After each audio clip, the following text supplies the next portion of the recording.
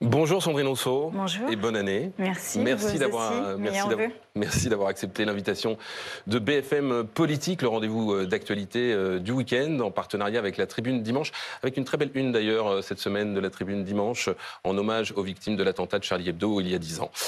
Merci d'avoir accepté notre invitation, je le disais. À mes côtés pour vous interroger, Anne-Sora Dubois du service politique de BFM TV, et puis Lucie Robequin, directrice des rédactions de la Tribune et la Tribune Dimanche.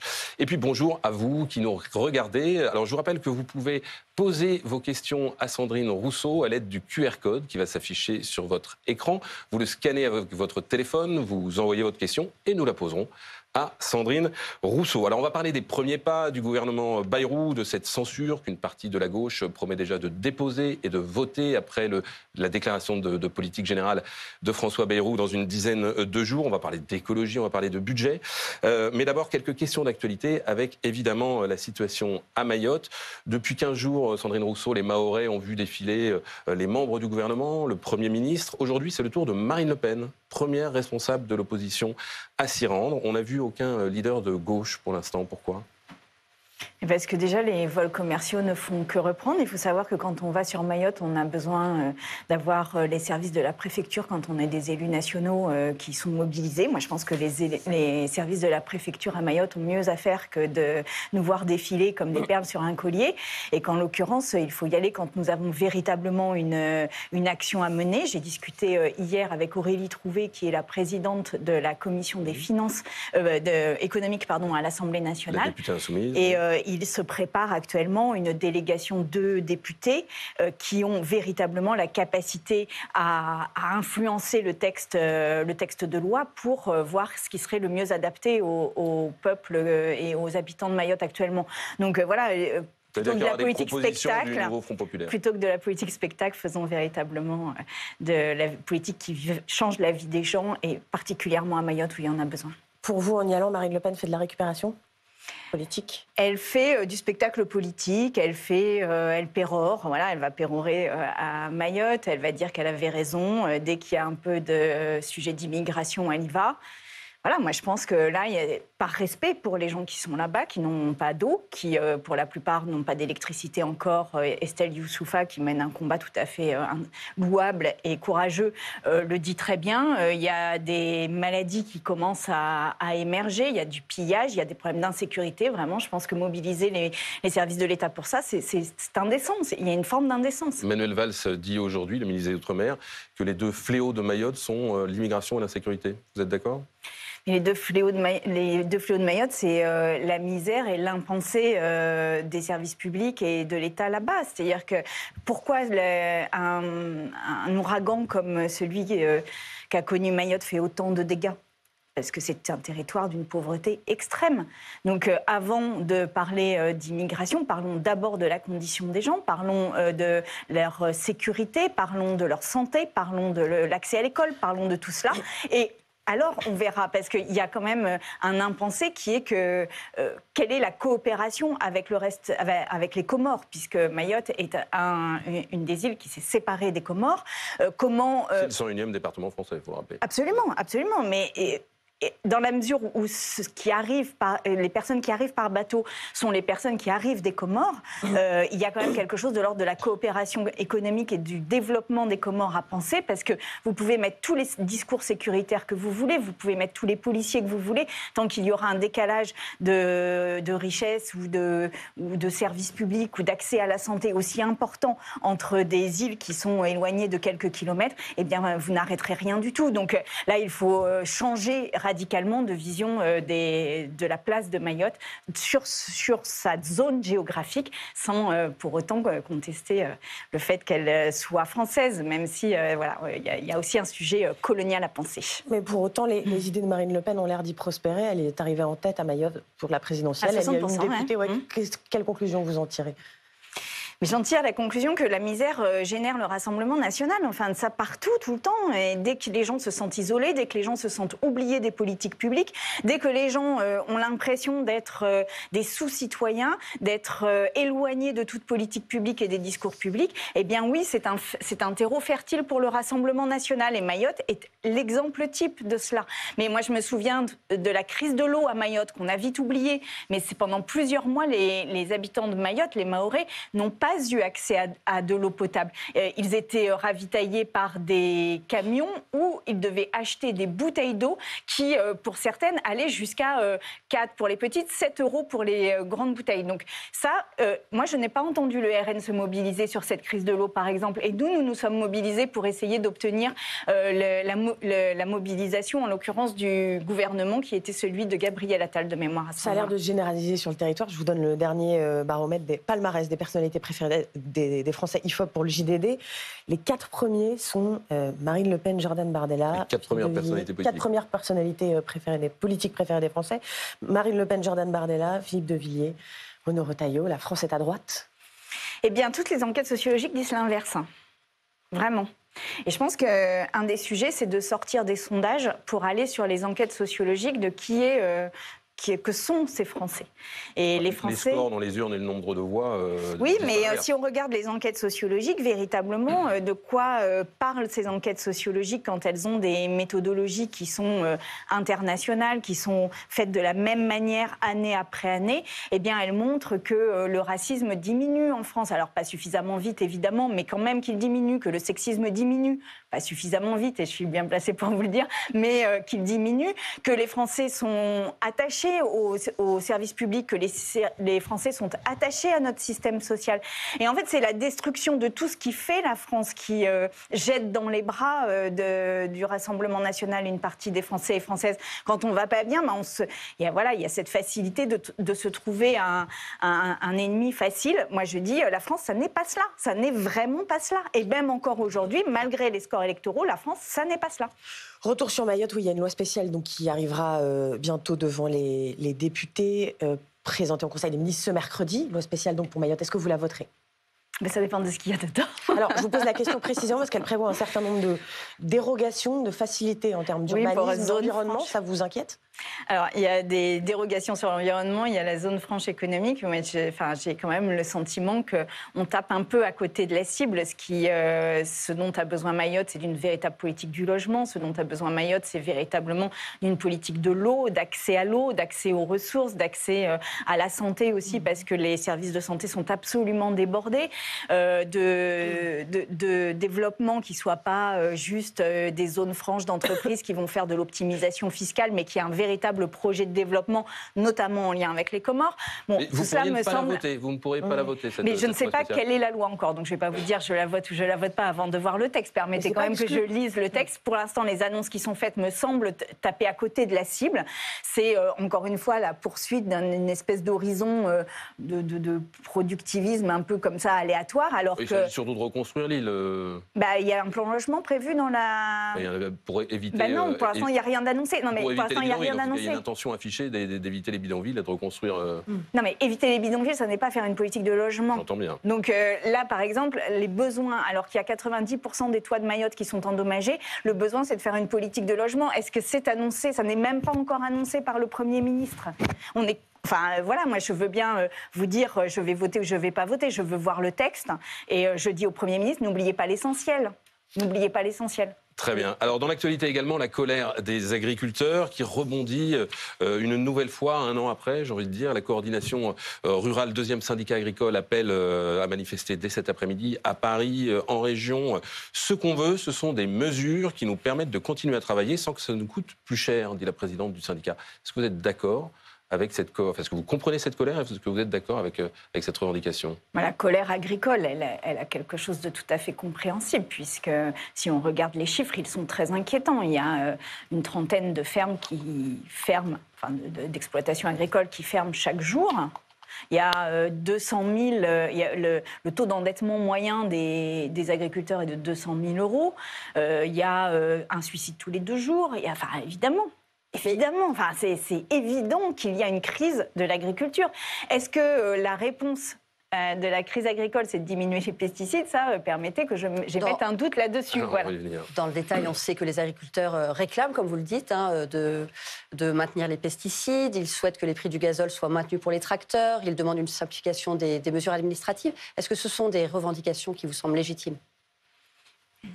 Évidemment pas en ce qui concerne notamment les pesticides. On a vu que la France était un des pays où il y avait le plus de cancers du pancréas, et il y a une recherche qui vient d'être faite qui montre qu'il peut y avoir un lien fort entre l'usage des pesticides, la zone géographique dans laquelle il y a un usage des pesticides et la prévalence de cancer du pancréas.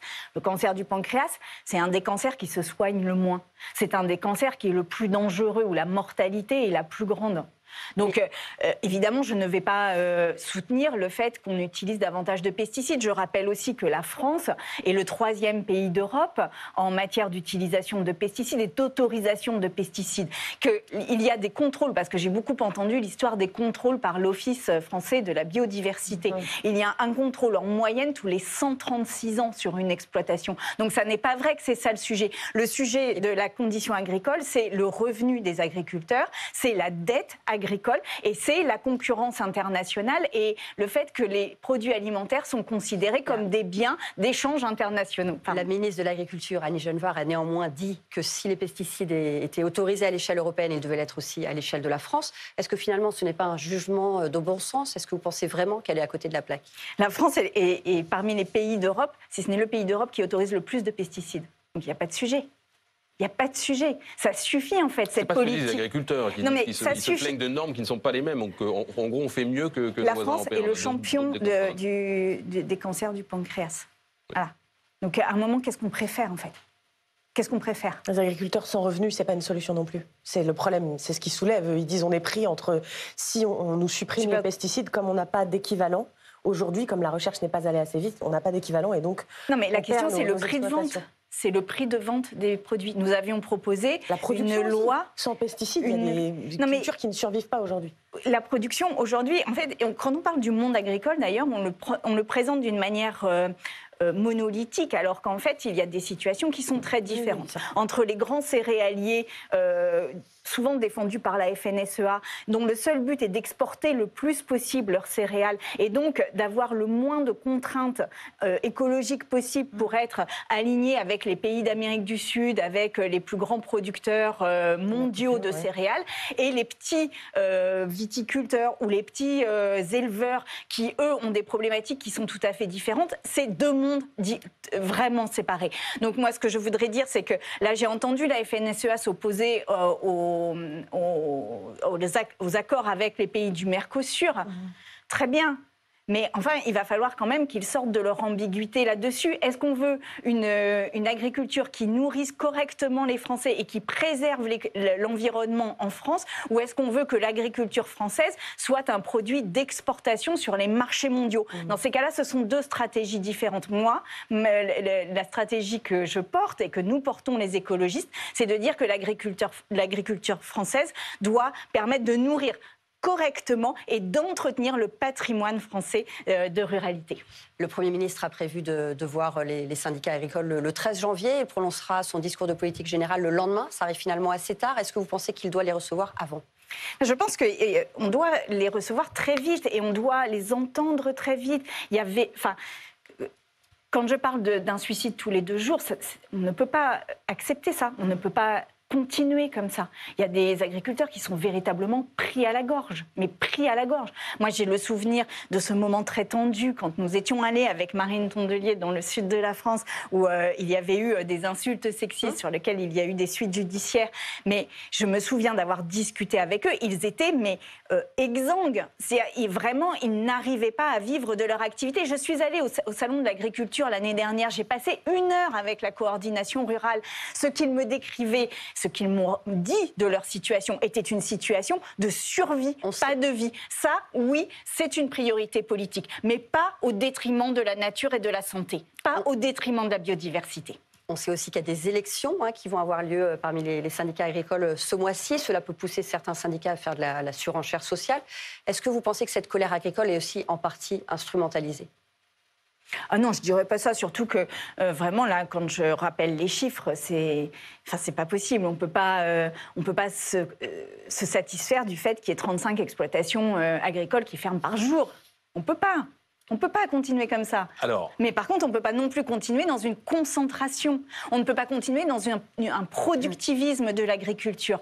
On ne peut pas continuer à faire de notre alimentation un produit de spéculation sur les marchés internationaux. C'est trop dangereux, en fait, pour notre avenir et pour notre planète. Alors, la crise agricole, elle a frappé tout le continent européen et j'ai envie de dire la crise des écologistes aussi, d'une certaine façon, aux dernières élections européennes. Ça a été plutôt un échec pour votre mouvement. Il n'y a plus que 53 eurodéputés écolos contre 72 auparavant. En France, la liste menée par Marie Toussaint a à peine dépassé la barre fatidique des 5%. On a l'impression que vous n'arrivez plus à convaincre, que vous n'êtes plus entendu sur vos solutions. La crise écologique n'a jamais été aussi présente. Incroyable. Hein. Là, on prévoit une augmentation, si on ne fait rien, de plus de 3 degrés. Mais la crise des écologistes, les réponses que vous apportez... Et voilà, mais je vais vous en parler. Pas partagées. Je pense que sur la crise de l'écologie politique, bon, déjà, je ne partage pas complètement votre avis sur le fait qu'elle est complètement en crise. Je pense qu'en effet, sur les européennes, il y a eu un échec, mais c'est la ligne que j'essaye de porter au sein des écologistes, de dire qu'on ne doit pas changer comme ça de position d'élection en élection. On doit avoir une ligne claire et d'alliance à gauche pour faire en sorte qu'il y ait une force et une alternative de gauche et écologiste qui s'inscrivent dans le temps et qui petit à petit marquent la possibilité pour les citoyens et citoyennes d'être un véritable changement politique qui change leur vie concrètement. D'ailleurs, ça s'est vu, puisque aux dernières législatives, nous sommes arrivés en tête, ce qu'Emmanuel Macron n'a toujours pas reconnu. Bref, je ferme la parenthèse. Donc oui, nous avons une responsabilité là-dedans, dans le fait que nous faisons élection par élection des alliances différentes qui sont, à mon avis, assez incomprises et que nous n'arrivons pas à porter une autre vision de la société et de la faire entendre. Moi, ce que je dis, c'est que l'écologie protège profondément. Elle n'est pas... Oui, quand on regarde le classement des priorités des Français, des inquiétudes aussi, l'écologie descend régulièrement dans ce classement, dans cette liste. Il y a quelques années, c'est vrai qu'elle était beaucoup plus haut. Là, elle descend vraiment. Elle est loin derrière la dette, loin derrière l'économie. Il y a certains Français qui considèrent, des citoyens, des entreprises qui considèrent que l'Europe en fait trop par rapport à d'autres régions du monde, qu'elle se tire une balle dans le pied. Comment vous le comprenez? Est-ce que l'Europe, la France en fait trop, ou est-ce que ce sont les autres régions du monde qui sont à la traîne? En 50 ans, on a perdu 60% de notre faune sauvage. Il est possible que la faune sauvage s'effondre en 20 ou 30 ans. Là. Parce qu'on perçoit l'écologie comme étant la préservation des dauphins et des tigres. Enfin, l'écologie, la préservation de la biodiversité, c'est la préservation de notre santé. S'il n'y a plus de biodiversité, le nombre de pandémies que nous allons vivre va exploser. C'est un monde qui est malade. Je vous donne un exemple très concret. Depuis le 1er janvier, il y a 4 nouvelles villes qui sont rentrées qui ont intégré des zones à faible émission. Grenoble, Lyon, des zones assez larges où effectivement... les vignettes de critères 3, c'est-à-dire les vieux véhicules diesel ou essence. Ça impacte surtout les classes moyennes et les classes pauvres. Comment on règle cette question écologique? Mais par des politiques publiques. Par des politiques publiques. Mais oui, c'est ça qui n'a pas été fait. Mais c'est ça qui n'est jamais fait. Et là, il y a un rapport qui s'appelle le rapport Selma Mahfouz Pisani-Ferry qui dit qu'il faut dépenser 60 milliards d'euros par an en politique publique pour accompagner les gens. Aujourd'hui, avoir des comportements qui respectent la transition écologique, qui n'émettent pas tellement de carbone, ça coûte 1 an de salaire pour une classe moyenne. C'est absolument impossible. En attendant, les Français qui sont propriétaires de vieux véhicules peuvent plus se rendre dans les centres-villes Mais c'est pour ça que Lyon, de Paris, de Grenoble, la politique qui consiste à juste mettre des interdictions et à ne pas accompagner les personnes, à ne pas les accompagner dans leur changement de véhicule, à ne pas les accompagner aussi dans leur changement de mobilité, à faire en sorte que les finances des collectivités territoriales diminuent parce que qui fait les transports publics? Ce sont les collectivités territoriales. Dans le précédent budget, celui de Michel Barnier, il y avait moins 6,5 milliards d'euros sur le budget des collectivités territoriales. Elles sont aujourd'hui les premières investisseuses en matière de transport public. Donc tout cela, en fait, vous voyez... Non, mais juste, je termine pour dire que c'est l'écologie libérale. L'écologie libérale, c'est dire vous vous débrouillez. C'est à vous de faire et vous vous débrouillez. Nous, on met des interdictions, ça coûte pas un sou à la collectivité, vous vous débrouillez. Ça, c'est de l'écologie mortifère. C'est de l'écologie qui va finir par vraiment générer une telle colère qu'on va passer dans une société qui n'acceptera plus rien. Moi, je vous le dis, on a un impératif. Très peu de générations d'humains ont eu des choix aussi cruciaux que ceux que nous avons à faire. Mais nous sommes en train de tout détruire. Nous sommes en train de tout détruire. Nous ne pouvons pas regarder nos enfants et dire nous continuons comme ça. Cette ligne politique, vous allez la défendre au prochain congrès des Verts qui doit se tenir ce printemps? Absolument. Vous allez vous présenter contre Marine Tondelier? Alors, pas contre Marine Tondelier, parce que en fait, il y a des élections qui sont un peu compliquées, mais au bureau politique, oui, je mènerai une liste au bureau politique, absolument. Je reviens brièvement sur les investissements publics, puisque vous en parlez. Vous vous opposez évidemment à la construction de nouvelles autoroutes, ce qui est conforme à votre ligne politique. Vous vous opposez aussi à la construction de nouvelles lignes ferroviaires, notamment cette fameuse ligne à grande vitesse entre Bordeaux et Toulouse, permettant d'économiser 300 000 tonnes de CO2. On a parfois un peu l'impression que vous vous opposez à tout. Qu'est-ce que vous répondez à ça? Vous savez, si vous regardez les villes et villages français et françaises, vous apercevez que dans toutes les villes, et même dans tous les villages dans certaines régions, il y avait une gare. Donc partout. Partout, il y en avait. Des toutes petites gares, mais il y avait des gares partout. Allez, en Bretagne, il n'y a pas un village breton où il n'y avait pas une gare. Mais pourquoi s'opposer à cette ligne qui va économiser des tonnes de CO2? Parce que tout l'argent aujourd'hui du ferroviaire va uniquement dans les lignes à très grande vitesse. Et ça permet de gagner quelques minutes, mais ça ne permet pas de changer véritablement de mobilité. Or, ce qu'il nous faut aujourd'hui, c'est réinvestir dans deux éléments de la politique ferroviaire. Un, dans les trains du quotidien et les trains de proximité. Et deux, dans le fret ferroviaire, dont je rappelle qu'il est actuellement démantelé et qu'il faut absolument sauver. C'est la fin de la première partie de cette émission. On se retrouve dans quelques instants, après la pub.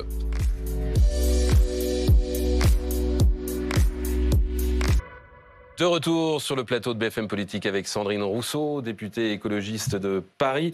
Alors on va parler maintenant des premiers pas, peut-être des derniers, du gouvernement Bayrou, puisque les Insoumis ont déjà annoncé qu'ils souhaitaient déposer une motion de censure après la déclaration de politique générale de François Bayrou le 14 janvier. Vous la voterez? Alors, il y a une décision de groupe, mais moi, oui. Oui. Avant même qu'il ait parlé.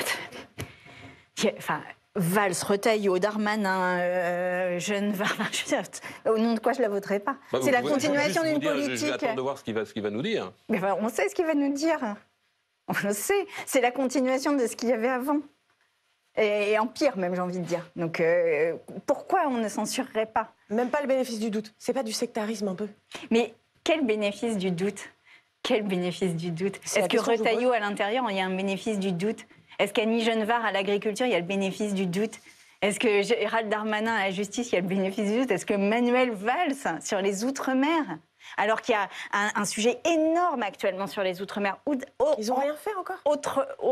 Au-delà de Mayotte, il y a vraiment un mouvement de décolonisation, d'interrogation de la colonisation dans les territoires ultramarins. Manuel Valls. Réponse Manuel Valls. Ils n'ont rien fait encore, il n'y a pas eu de discours politique général. Mais on le sait que ça va continuer sur la même ligne. On le sait, puisque un des sujets qui bloque tout aujourd'hui, un des sujets qui crispe complètement la situation, c'est la question des retraites. Mais justement, François Bayrou a dit qu'il allait rouvrir le dossier. C'est quelque chose un changement fondamental par rapport au gouvernement Barnier. C'est une ouverture majeure à l'égard de la gauche. Non, Barnier avait dit exactement la même chose. Michel Barnier avait dit exactement la même chose sur les carrières longues. 6 mois. Non, c'est tout à fait nouveau. Non, il avait dit exactement la même chose. Il avait dit on va revoir point par point, mais par contre 64 ans, on n'y revient pas. C'est pas possible de revenir sur 64 ans dans l'état actuel de l'état d'esprit d'Emmanuel Macron, puisqu'il en fait quelque chose de personnel. Donc François tant Bayrou que ça n'est pas possible, très critique vis-à-vis de cette réforme et n'a pas parlé forcément du maintien à 64 ans. Eh bien, on va voir. Maintenant, tout ne se résout pas non plus à la retraite. Mais moi, je vous dis, il n'y aura pas de changement sur les 64 ans. J'en suis prête là à en faire le pari.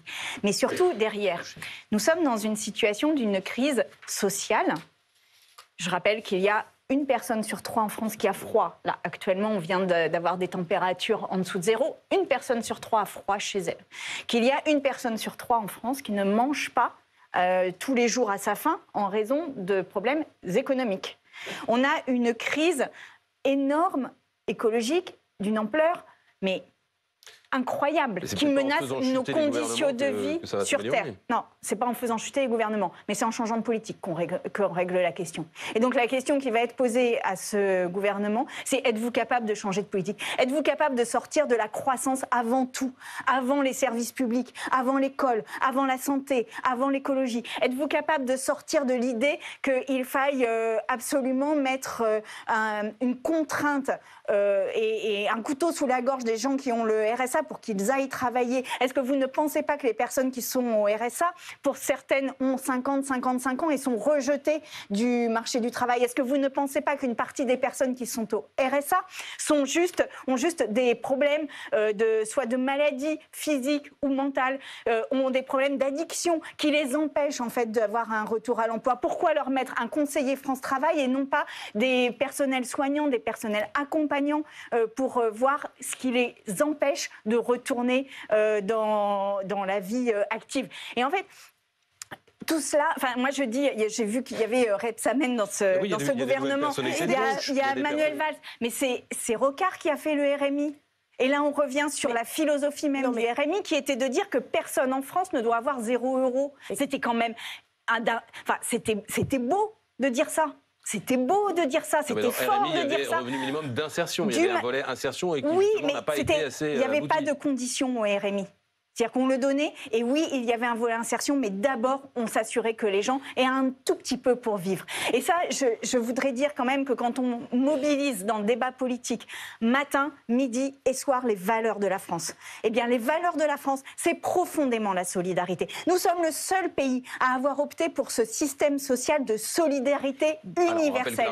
Eh bien, nous sommes en train... Elle a été votée, elle s'applique. C'est pas dans le projet du gouvernement Bayrou. Oui, mais pourquoi aller dans un gouvernement qui ne repousse pas cette réforme? Moi, je vais vous dire, c'était un des moments les plus durs que j'ai vécu à l'Assemblée nationale, cette réforme du RSA, où il y avait une espèce de désinvolture dans les votes, sans prise en considération des personnes qui étaient derrière cela. Moi, pour avoir fait une mission avec Nicole Dubré-Chirat, une députée macroniste, nous avons fait une mission d'information sur l'état de la psychiatrie en France. Qui dit psychiatrie, dit des crises de décompensation, etc.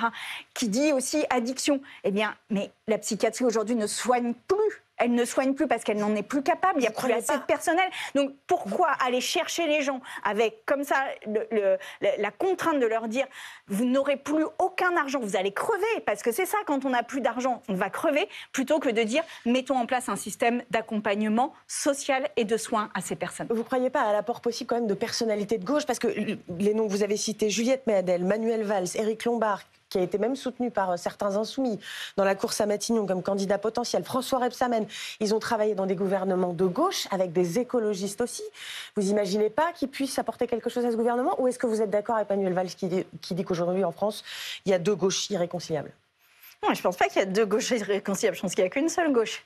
Et que c'est pas la gauche. La gauche, en fait, elle se définit par la capacité à changer la vie des gens, à prendre Manuel Valls, c'est pas soin. La gauche.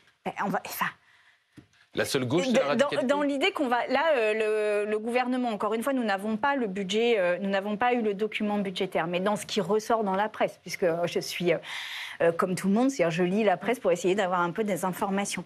Il est question de faire entre 30 et 50 milliards d'économies. Et il est dit aussi qu'il n'y aura pas d'augmentation des impôts, puisque c'est toujours la ligne rouge. Donc ça veut dire que ça va être des coupes dans les dépenses. Dans quelles dépenses ? Dans quelles dépenses ? Est-ce que c'est aux aides aux entreprises multinationales qui font de l'optimisation fiscale comme Total ? Ou est-ce que ça va être sur les gens qui sont au RSA ou qui bénéficient de l'AME ou qui bénéficient la question de maturation de la prime d'activité ? La gauche, c'est la radicalité. Il n'y a pas de gauche réformiste.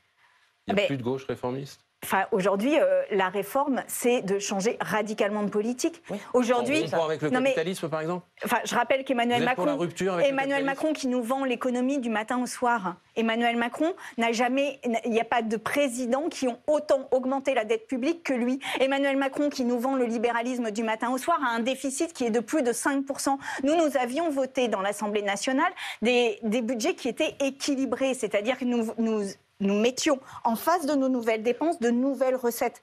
Emmanuel Macron a été celui qui a été le plus indigent en matière de gestion financière. Donc, je veux dire, non, nous ne voulons plus de cela. Vous êtes pour rompre avec le capitalisme ? Ah oui, je suis pour rompre avec le capitalisme et avec le productivisme, mais de toute façon, c'est une question, je vais vous dire, de vie ou de mort. Voilà, je vais vous le poser, c'est une question de vie ou de mort. Aujourd'hui, nous sommes dans une telle situation sur le plan écologique que c'est une question de vie ou de mort. Quand est-ce que nous aurons la responsabilité et l'intelligence de voir cela en face ? Parce que nous ne pouvons pas continuer dans ce système qui préfère l'argent à toute autre chose. Nous avons des conditions de vie sur Terre. Nous ne sommes pas là. Nous avons besoin de tout un tas de choses sur Terre, de ressources naturelles. Nous avons besoin d'oxygène, nous avons besoin d'un air sain, de l'eau, nous avons besoin de cela. Nous sommes en train de tout détruire. Aujourd'hui, nous avons des microplastiques dans le cerveau tellement nous polluons notre environnement.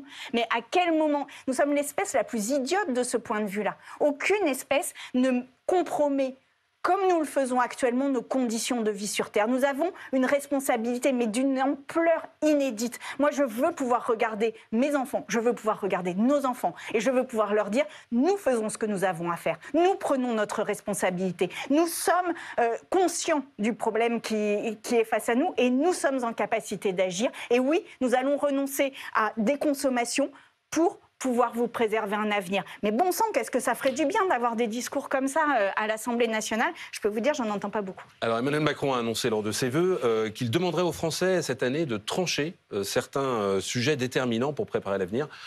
On a donc traduit par référendum. Vous répondez chiche, et sur quel sujet ? Chiche sur le référendum, c'était une des demandes des Gilets jaunes. Une des demandes des Gilets jaunes. Je rappelle que les Gilets jaunes avaient été bien méprisés. Oui, avaient été bien méprisés à l'époque par Emmanuel Macron. Donc chiche pour les référendums, pas de problème. Et sur quel sujet ?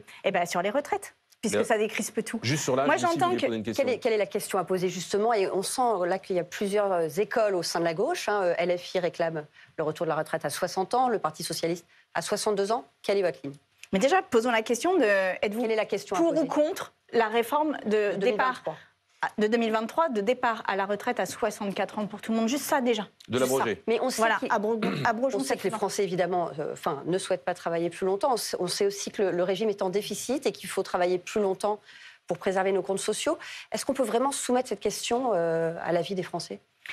Les comptes sociaux sont en déficit parce que les gouvernements successifs ont organisé le déficit en diminuant les recettes.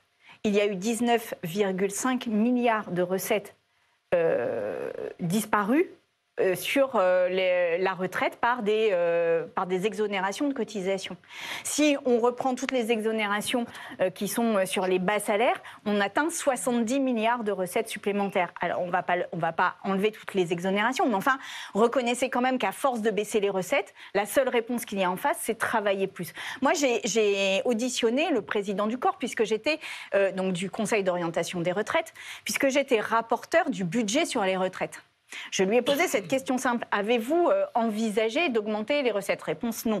Avez-vous envisagé que le réchauffement climatique perturbe nos comptes sociaux ? Et donc, comment vous avez estimé l'impact de cela, de nos maladies, du réchauffement d'une manière générale ? Et son impact sur la croissance, comment avez-vous chiffré cela ? Réponse, nous ne l'avons pas fait. Donc je veux dire, en fait, nous avons des évaluations qui sont des évaluations uniquement dans le modèle existant. Eh bien, changeons de modèle et trouvons les moyens de financer ce système des retraites. Il y a des économistes, je cite Michaël Zemmour, mais il y en a plein d'autres, qui ont trouvé absolument toutes les possibilités de le faire. François Bayrou lui-même n'était pas contre augmenter les cotisations. Mais de toute façon, c'est indispensable. Imaginons référendum, retraite, Emmanuel Macron le propose, c'est un échec pour lui, est-ce qu'il doit démissionner ? Mais je vais vous dire, c'est pas parce que Sandrine Rousseau sur le plateau de BFM m'a dit Emmanuel Macron va démissionner. Vous le pensez sans doute en tant que député ? Moi, je pense qu'il se met lui-même dans l'impasse qui l'obligera à la démission. Donc, c'est pas moi qui demande quoi que ce soit. C'est le fait qu'il est dans une telle obsession de ne pas avoir tort, de continuer sa politique. Il est dans un tel déni de la réalité politique qu'il se met tout seul dans la situation de devoir démissionner à un moment. Mais je vais vous dire, le moment où il devra démissionner, ce sera violent. Ce sera violent. Mais oui, c'est inéluctable. C'est ce que dit François Hollande, qui siège à vos côtés au sein du Nouveau Front Populaire, qui estime qu'une démission du président de la République provoquerait, je cite, une crise institutionnelle majeure. Et il se dit opposé d'ailleurs à une nouvelle dissolution. On y est déjà dans la crise institutionnelle. On est dans une crise de la Ve République. Et vous dites que ça sera violent, donc ça sera pire que maintenant. Mais Emmanuel Macron se met lui-même là-dedans et nous met lui-même là-dedans. Ça veut dire quoi, pire que maintenant, ça sera violent? Qu'est-ce que ça veut dire? Et ça veut dire que là, je ne sais pas si vous avez passé les fêtes en famille ou chez vous, mais moi, j'ai été très, très surprise. Enfin, surprise, non, mais j'ai entendu une colère, mais incroyable. Une colère, une volonté d'en découdre. Une colère et une volonté défiance d'en qui touche découdre. tous les partis, Sandrine Rousseau. Oui, tout à fait. Absolument. Y compris le vôtre. Absolument. Non, absolument. Alors, on va enchaîner sur le budget. Le ministre de l'économie, le nouveau ministre de l'économie, Éric Lombard, va rencontrer les différents partis, le Parti socialiste, le Parti communiste, les Verts, la semaine prochaine, pour discuter d'un nouveau budget. Marine Tondelier va s'y rendre. Avec quelles propositions ? Avec des propositions que nous portons depuis le début, qui sont... alors, nous avons d'abord fait le programme du nouveau Front populaire. Après, nous avons fait 15 propositions au sein du groupe parlementaire. Nous avons fait... Là, vous allez en rang dispersé.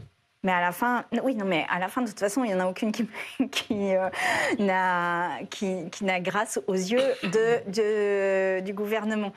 Enfin, voilà, c'est quand même inédit. Je rappelle qu'en Allemagne, Olaf Scholz a perdu un vote de confiance, qu'il en a tiré les conclusions et qu'il a démissionné.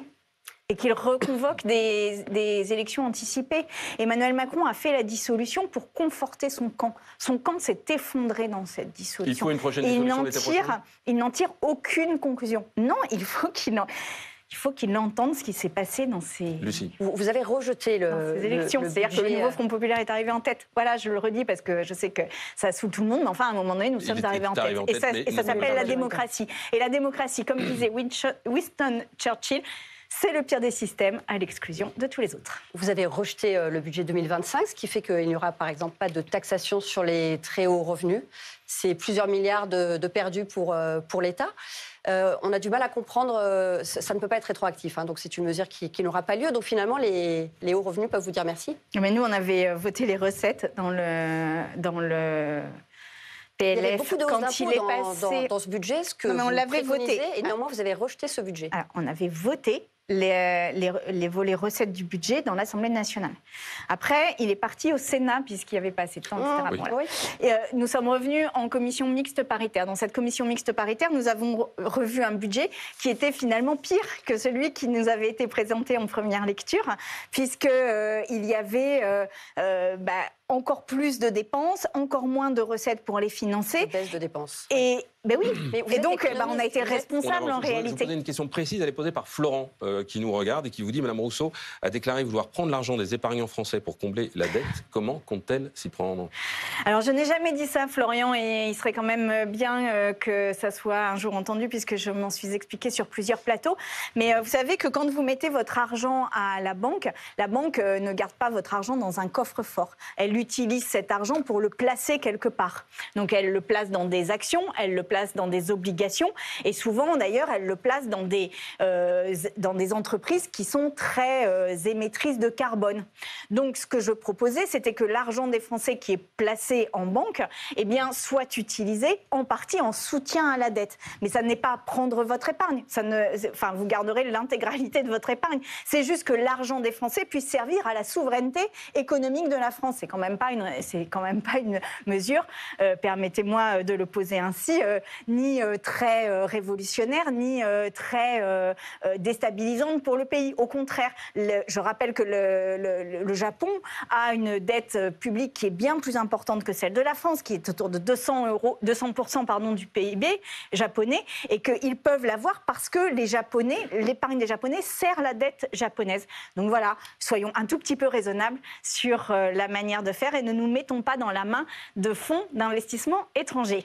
Alors, on ouvre un nouveau chapitre avant la fin de cette émission. Une proposition de loi de lutte contre le narcotrafic devrait voir le jour. Elle est inspirée d'un rapport sénatorial transpartisan, d'ailleurs, mené par un socialiste et puis un sénateur de droite. Est-ce que c'est nécessaire ? Est-ce que vous la voterez ? Ah oui, il y a besoin d'avoir une autre politique de lutte contre le narcotrafic et notamment contre les mafias. Il y a eu un rapport très intéressant du Sénat d'ailleurs sur la lutte contre le narcotrafic qui proposait qu'il y ait un service dédié qui puisse uniquement se concentrer là-dessus et être transversal de sorte qu'il pouvait mobiliser d'autres services à l'intérieur de la police judiciaire. Il y avait l'idée de saisir les avoirs. Est-ce que ça peut passer aussi par la légalisation du cannabis ? Vous y êtes toujours favorable ?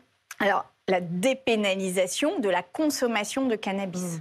C'est différent, c'est-à-dire qu'on ne met plus l'amende aux consommateurs, mais on n'autorise pas pour autant légalement la vente. Alors, votre collègue insoumis, Sébastien Delogu, va plus loin. Il a proposé récemment, en cas de légalisation, de confier la vente de cannabis à des dealers condamnés. Ça se fait déjà dans d'autres pays. Vous y seriez favorable?